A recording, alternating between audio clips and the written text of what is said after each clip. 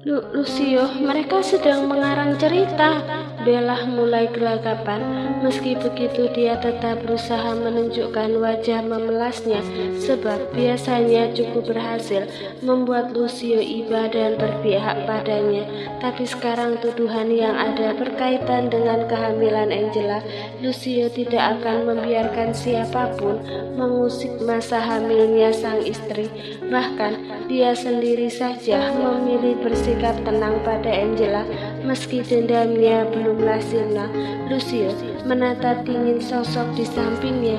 Jika memang tadi niat Bella ingin memberi racun dimakan malam Angela, itu artinya Bella sekarang membawa benda itu. Percayalah padaku, Lucio, aku tidak mungkin melakukan hal sekejam itu. Kamu jangan percaya pada mereka. Kalau memang benar aku melakukan kesalahan, dari mana aku mendapatkan benda macam itu? Selama ini bukannya kamu mengurungku di mansion? Bella masih mencoba membela diri. Beberapa hari lalu, bukannya Lucio mengizinkanmu jalan-jalan seharian? Kamu dibebaskan, bahkan diberi privilege berupa mobil dan black card. Angela tentu ingat soal kejadian balapan kuda. Lucio tak mengucapkan kata apapun. Matanya kini turun ke saku di gaun cantik Bella. Keluarkan benda di sakumu itu, titah Lucio dengan nada dinginnya. Bella menggeleng. Dia justru menjauh satu langkah dan menutup saku yang ada di samping gaun. Tidak ada apapun. Tanpa menunggu lagi, Lucio menarik tangan Bella dengan kasar, lalu merogoh saku. Sebuah botol kaca berwarna bening itu berhasil Lucio dapatkan.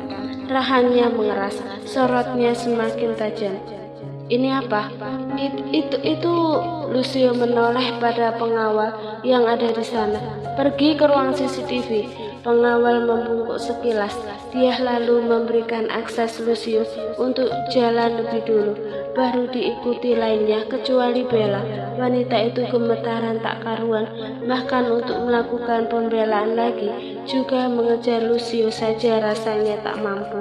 Noah yang merasa Bella belum bergerak mengikuti. Dia pun menghentikan langkahnya dan menoleh ke belakang. Kamu tidak mau melakukan pembelaan, Bella? Atau kamu sudah pasrah? Noah tersenyum miring, baru kemudian dia melanjutkan langkahnya menyusul yang lain.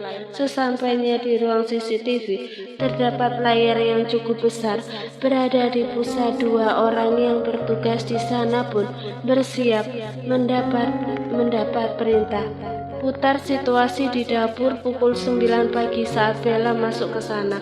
Tita Noah. Petugas mulai mencari file sesuai dengan yang diinginkan, sedangkan Lucio berdiri memasukkan kedua tangan di dalam sakunya dan pandangannya lurus ke layar. Sedangkan Angela berdiri di samping Bibi Matea dengan perasaan was-was. Dia memang tidak suka Bella, tapi kalau sampai wanita itu sampai melakukan apa yang Noah katakan, membayangkan hukuman yang akan diterima dari Lucio sudah cukup membuatnya merinding. Beberapa detik berlalu sampai apa yang Noah minta tampil di layar. Di sana jelas sekali Bella masuk ke dapur berbicara dengan Bibi Matea. Lalu setelah pelayan pribadi Angela itu pergi, Bella memasukkan cairan dari dalam botol yang dia bawa ke dalam makanan. Aura membunuh Lucio pun menguar begitu saja. Dia tak percaya kalau wanita yang selama ini dia kagumi bisa melakukan hal senekat ini. Sorot Lucio kini jatuh pada Angela, kemudian berpindah ke Bibi Matea. Apa Angela memakan sarapan itu? Bibi Matea menggeleng. Tidak, Tuan. Saya sebenarnya sudah curiga mengenai gerak-gerik Nona Bella yang tak biasa. Maaf karena hari ini Tuan Lucio tidak ada, jadi saya melaporkan pada Tuan Noah. Lucio mengangkat botol yang sejak tadi ada di tangannya. Dia meremas erat penuh emosi, tapi dia juga harus memastikan obat apa itu, sebab tak ada label keterangan di permukaan botol. Dia pun memberikan pada pelayan yang berdiri tak jauh darinya. Berikan ini pada Dokter Berta. Minta dia periksa zat yang terkandung dari obat ini. berikan hasilnya segera. Baik Tuan. Pengawal menerima obat itu. Baru kemudian dia pergi melakukan perintah. Lucio juga bersiap bergerak pergi, tapi Angela langsung mencegahnya. Lucio, panggil Angela. Dia langsung berdiri di depan pria itu. Mau kemana? Memberi pelajaran pada orang yang berani melukai bayiku. Dari sorot matanya saja Angela sudah takut. Kak, kamu bukan mau melenyapkannya kan? Mungkin, jawab Lucio datar. Dia lalu kembali bergerak untuk pergi, tapi lagi-lagi Angela mencegahnya. Apa kamu bisa menundanya? Aku lapar. Angela menunjukkan raut memohon karena melihat Lucio yang terdiam. Menurunkan pandang ke perut Angela, wanita itu mulai mengalihkan pikiran sang suami. Aku ingin kamu memasakkanku sesuatu, apapun sebisamu. Apa kamu mau melakukan untukku? Angela berucap dengan hati-hati, memperhatikan perubahan atmosfer yang perlahan meredup. Bukan untukku, tapi untuk anakmu, ralat Angela. Bukan membela-bela, tapi Angela hanya tak ingin Lucio menghukum wanita itu dalam keadaan emosi. Melenyapkan adalah hal yang menakutkan. Mungkin kalau Lucio menunda hukuman sampai emosi mereda, dia akan menghukum Bella saja, bukan melenyapkannya. Pengawal, bawa Bella ke penjara bawah tanah. Vina Lucio menoleh pada pengawal.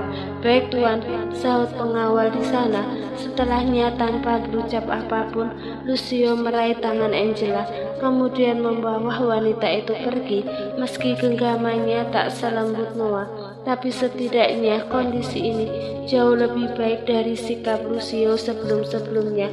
Saat Angela merasa keheningan melingkupi langkah keduanya, Lucio kembali memberi peringatan. Jangan pernah memanfaatkanku dengan dalih anakku yang sedang kamu kandung. Aku tidak memanfaatkanmu, jawab Angela lirih. Setelah itu Lucio tak lagi menjawab. Dia membawa wanita itu menuju dapur. Sedangkan Noah di dalam ruangan, dia tersenyum pilu.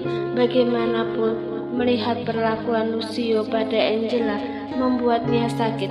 Selama ini tak ada yang mampu mengontrol emosi Lucio.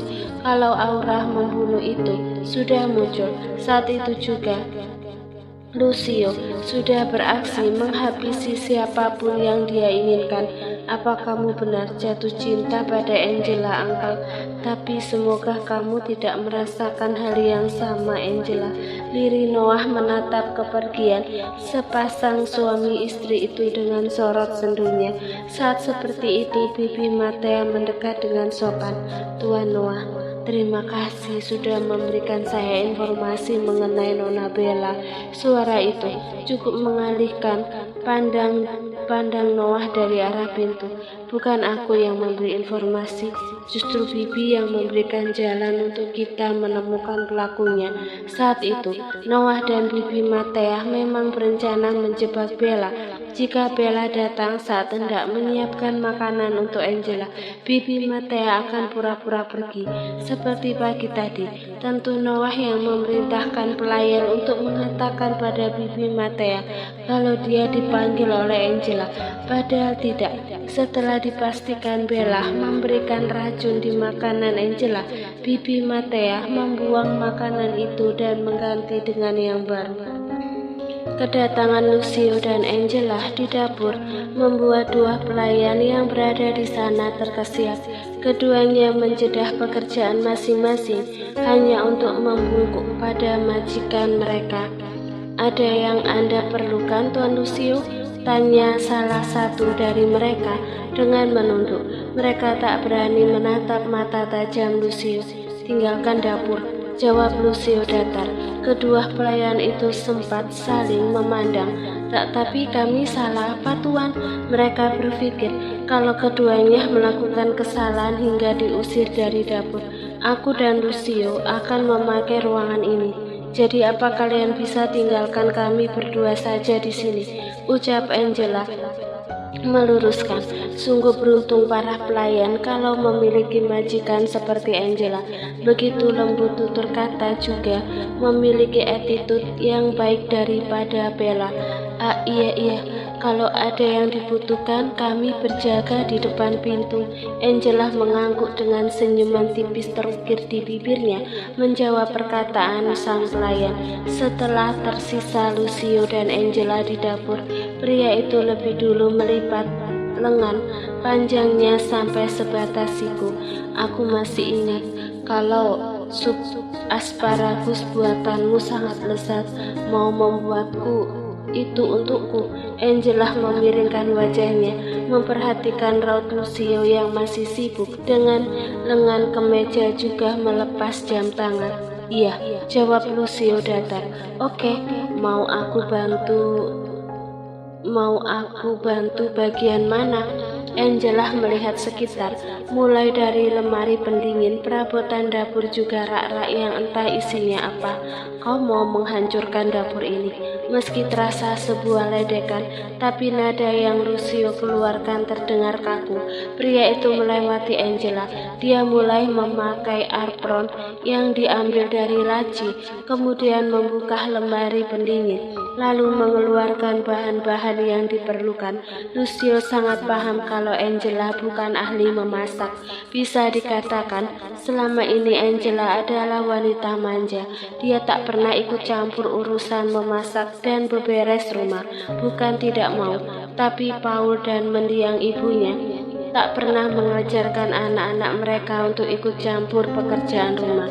Mereka lebih suka kalau Angela juga Erland menuai prestasi akademik atau hal lainnya yang bisa dibanggakan ketika ada pertemuan bisnis. Kalau begitu, ajarkan aku memasak. Angela masih berdiri bersandar di meja dapur, memperhatikan Lucio meletakkan bahan mentah di dekat wastafel. Aku bukan sedang menjadi guru les memasak, jawab Lucio datar. Angela menghela nafas panjang. Oke, dia menyerah. Karena kenyataannya dia tak tahu harus melakukan apa dengan bahan-bahan itu. Wanita itu memilih duduk di kursi dapur, menyangga dagunya dengan tangan yang berada di atas meja.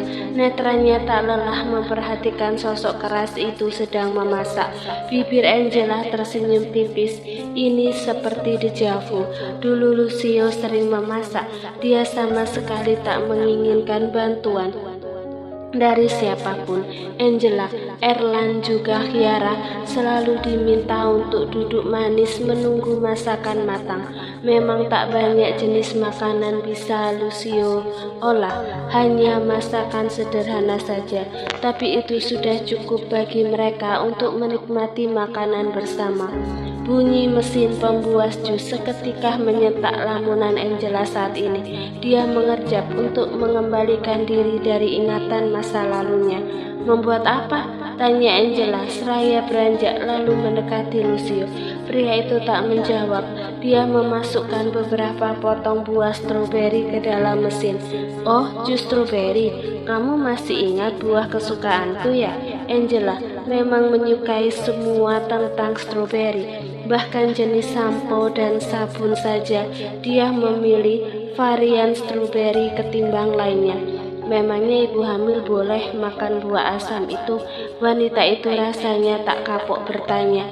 Padahal sejak tadi Lucio diam, seolah tak mendengar pertanyaan Angela. Setelah jus selesai, Lucio hendak mengambil gelas, tapi Angela mencegahnya. Biar aku saja, kamu lanjut masak. Kalau urusan menuangkan jus, aku ahlinya, apalagi menghabiskannya. Angela berusaha memecah suasana kaku di dapur, tapi tetap saja Lucio memilih diam, membuat Angela sejenak memanyunkan bibirnya sebelum akhirnya meraih 2 gelas di dalam laci rak. Pria itu meninggalkan urusan jus. Dia kembali mendekati teflon dan mengaduk-aduk sup asparagus yang sebentar lagi akan matang. Sesekali dia mencicipi, dirasa kurang pas. Lucio kembali menambahkan bumbu. Lucio kecut, kamu tidak menambahkan gula. Terus apa kamu bikin jus ini cocok untuk ibu hamil? Teriakan di belakang Lucio hanya membuat pria itu menoleh sedikit lalu kembali mengaduk sup. Stroberi mengandung 90% air, vitamin C, asam folat, kalium, potasium, gula, serat, lemak, protein, dan karbohidrat. Stroberi memiliki banyak manfaat bagi ibu hamil, bisa mencukupi kebutuhan cairan, mencegah anemia, hingga mencegah cacat janin. Selain itu, perpaduan rasa manis dan asam buah stroberi mampu menyegarkan dan mengurangi rasa mual. Mulut Angela melongo mendengar penjelasan Lucio yang cukup cepat dan detail. Kamu paham sekali, selama ini memperhatikan pola makanku ya? Angela menyecap sedikit jus yang ada di gelas. Asam membuatnya mencari keberadaan susu untuk menambah rasa manis. Aku sudah pernah mengurus wanita hamil. Jawaban datar Lucio seketika membuat Angela tersedak saat dia sedang mencicip ulang jus itu. Mengurus wanita hamil? Kamu sudah menghamili wanita lain sebelum ini? Apa kamu sudah memiliki anak selain calon anakmu di rahimku ini, Lucio? Angela seketika mencecar penuh rasa curiga. Lucio hanya menarik nafas beratnya.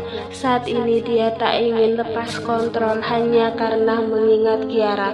Kalau kamu tak bisa diam, aku akan pergi ke penjara bawah tanah untuk mengurus Bella, ancam Lucio tanpa menoleh ke belakang. Angela pun memilih diam. Dia sesekali memperhatikan Lucio dari belakang dengan pikiran berkelana mengenai siapa wanita hamil yang Lucio maksud. Tapi pada akhirnya Angela menyerah. Biarlah kalau dia ternyata punya anak lain, jadi aku kelak memiliki alasan untuk membawa anakku pergi, pikir Angela dalam hati. Setelah pembahasan ambigu tadi, beberapa menit kemudian sup asparagus lengkap dengan sisa udang masakan Bibi Matea terhidang di meja dapur. Makan di sini saja ya, aku malas berpindah ke ruang makan, ucap Angela seraya menarik satu kursi lalu dia duduki. Setelah duduk, dia melihat Lucio masih berdiri, enggan duduk bersama, tapi Angela justru menarik kursi di sebelahnya, kemudian menepuk ruang kosong kursi tersebut.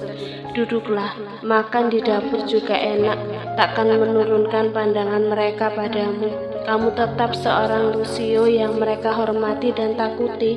Pria itu pun menurut, meski tetap saja tak menunjukkan senyum sama sekali.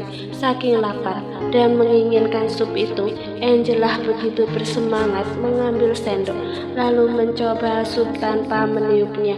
Au, panas banget. Angela mengibas-ngibaskan tangan di depan mulutnya yang mendadak kebas. Lucio berdecak. Tak bisakah tidak berulah? Angela meraih gelas jus. Dia hendak meminum untuk mengurangi rasa panas di lidah, tapi Lucio mencekalnya. Jangan memakai air es saat terbakar. Terus Lucio seketika menarik tengkuk leher Angela dan